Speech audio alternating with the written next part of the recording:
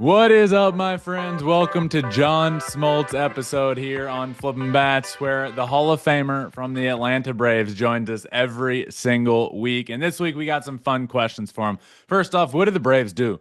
What do the Braves do at the trade deadline? They have some interesting pieces they could trade away. They have some really interesting pieces that they might possibly trade away. But what do? They're 12 and a half out of the division, 10 and a half out of a wild card spot. How do they handle this trade deadline, which is just about a week away? Who's the best team in the National League? I think at the beginning of the year, the favorite was the Dodgers. I think probably the favorite would still be considered the Dodgers, but should they be? They definitely have a good bit of issues going on with their team, their roster, and underperformance. So I want to ask John, who is the favorite out of the National League right now? And lastly, we talked about it last week when the Hank Aaron tribute got brought up, but who's the greatest hitter of all time? Like, it's a very difficult conversation to have when it comes to baseball because there's a lot of different directions you can go. But I'm going to ask him again his full answer here. Who is the greatest hitter of all time? And a fun Tarek Skubal and Paul Skeens conversation comes up as well in terms of what's going to happen here. Are they going to end up with the Tigers and Pirates, or are they going to end up elsewhere?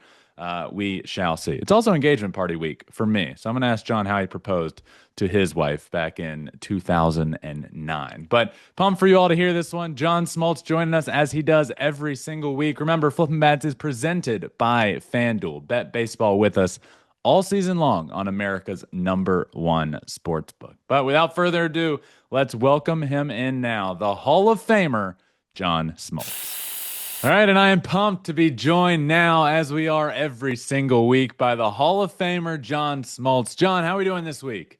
Doing great this week. I watched two of the best performances back to back in Tarek Skubal and Paul Skeens. That was fun for me for the last 2 days.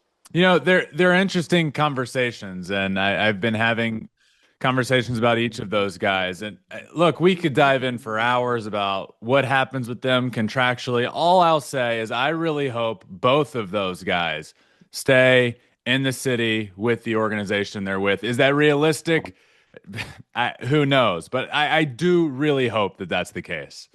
Yeah, I would give that 0% chance for Paul Skeens. I don't see a way where the Pittsburgh Pirates in their past have shown any way to do that. He is a generational pitcher. He looks like he is physically doing the things he has to do to stay healthy. And he's a pitcher. He's not one of those guys that just goes and throws. So I like to think you're right. I hope you're right, because that's been that was what I tried to do my whole career. So Yeah. I hope it happens.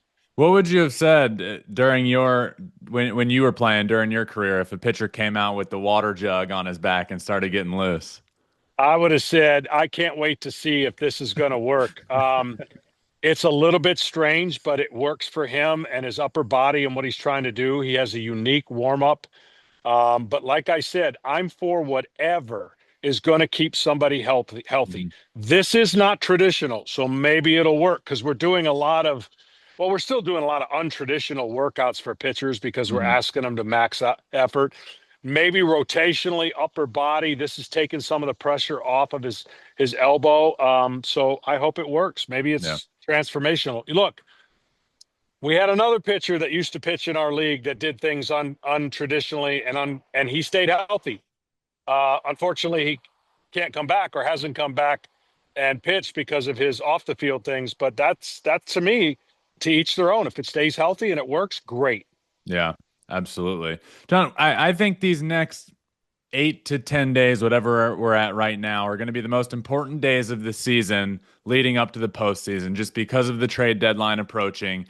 There's a lot of teams in it because of the added wild cards, and there's a lot of teams that are on the fence that haven't yet decided to sell. Really, only like 4 or 5 teams you can point to and say, well, we know they're going to sell. I want to ask you about the Atlanta Braves. What do the Atlanta Braves do at the trade deadline? They're 12 and a half games out of the division. They're 10 and a half games out of a wild card spot. What do the Braves do, and what should the Braves do? I think they're going to trade some pieces. I don't think it's core players. Ozuna probably is in the making of a trade. Glacius probably Mhm. also there. and you can make a case for a couple relievers. I just think the Braves are in a strange place with their health. And if they had their starting pitching ready to go, I'd say they probably hold on to some of these hitters. But they got some decisions to make. They got some future contracts that are basically got them, you know, tied down with those players. I doubt they're going to take any of those young players. Maybe Albies. They could look at moving Albies. I don't know if they will, but they're definitely in that position to take a hard look at getting some return for some of these guys. When you look at this team, what do you think the Braves would do with a guy like Chris Sale? He's of interest to me because he's obviously older towards the end of his career. He even said before the Braves came along and he had the season he did, he was considering retirement. So he has a year left on his contract. So to me, that's an interesting one, especially with the market the way it is. You have teams that will be giving up more than maybe they should because of the situation we're in. So would you ever consider trading a Chris Sale with another full year available? Well, the GM said no, but I've heard this before. If a deal comes knocking that's hard to turn down, I think you gotta consider it. This has been a lost year for the Atlanta Braves for a Yeah, variety of reasons, and they got to treat it as that. Short of winning the next 8 games in a row, I think you're dead on and what some of the things they're going to try to do and explore some options to. They don't have much of a farm system. That's the problem. yeah. And so when you sign the players they've signed and you need their production and they're not getting it across the whole, you got to get some return back for some of these players. Yeah. I was just the other day talking about the top teams in the National League, and I think everyone all year long, if we're being honest, has considered the Los Angeles Dodgers the top team in the National League. And I'm not just talking about recent form. They're in one of their worst stretches I've seen in years, but they are dealing with injuries and underperformance, and they're dealing with a lot. So I had the conversation of who really is the top team in the NL? Who would be considered the favorite right now to make it out of the National League and make it to the World Series? And in your opinion, who is that?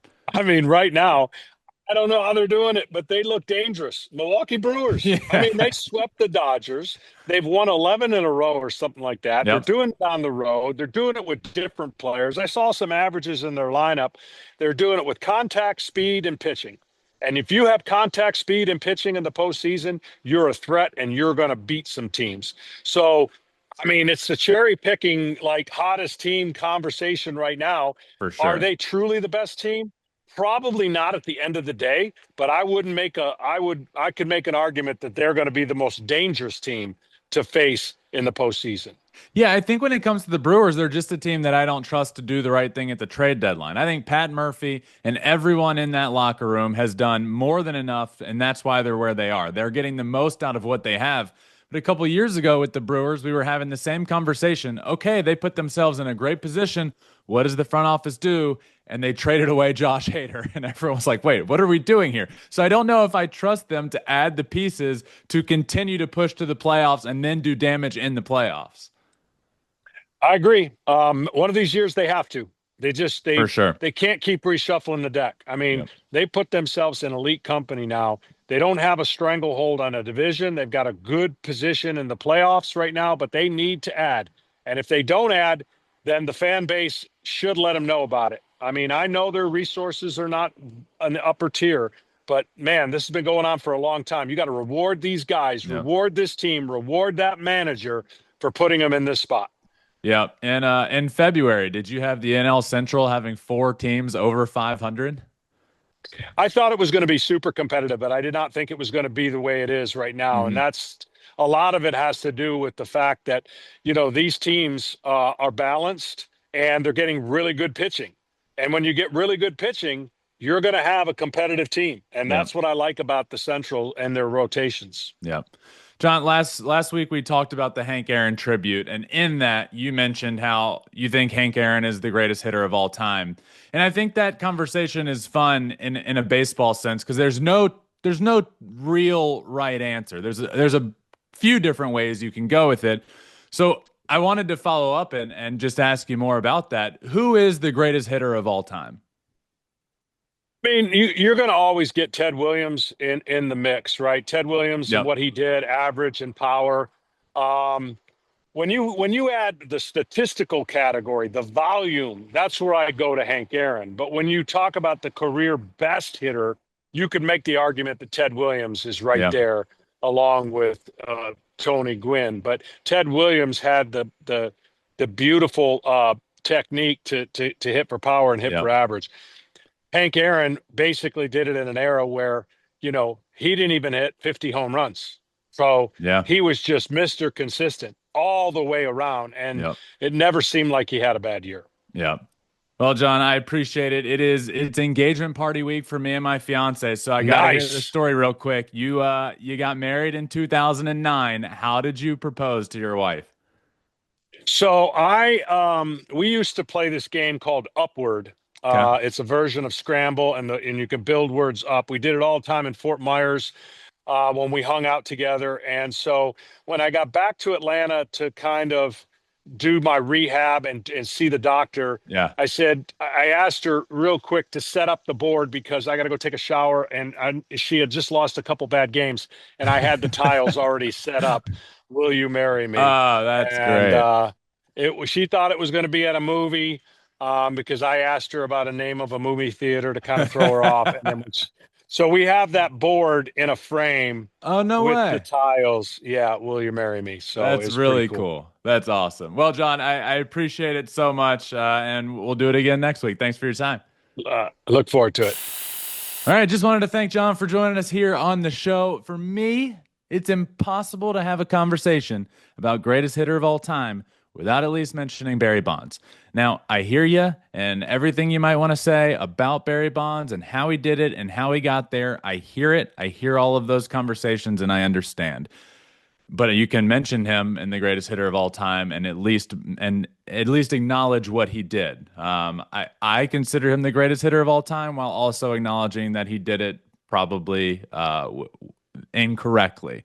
But I do think if I were to have the greatest hitter of all time conversation, the same names John just brought up, I would mention, and I would mention Barry Bonds and mention, look, I know he most likely took steroids, performance enhancing drugs, but with what he did, I gotta put him in that greatest hitter of all time conversation. But really enjoyed it. Always a lot of fun with him. Always a really fun conversation, and hope you all enjoy it as much as I do every single week. Please make sure you're subscribed wherever you listen to your podcast, Apple, Spotify, wherever. Hit that subscribe or follow button. It does really help. And on YouTube, check out our YouTube channel, Flippin Bats Pod. Leave a comment, subscribe, like the video. All of that stuff really does help, and I love hopping in the comments, responding to you guys, having a conversation about the episode and all that good stuff. So check us out on YouTube. We just hit 56,000 subscribers there. And all of our episodes come out there and you can watch them all. We're also on all social media at Flippin Bats Pod everywhere. But thank you all for watching and listening. Again, it is engagement party weekend. So I am pumped up for this weekend and we'll be back. Enjoy the weekend of baseball. Monday, we'll be back with a full trade deadline episode because the trade deadline is Thursday next week, I believe.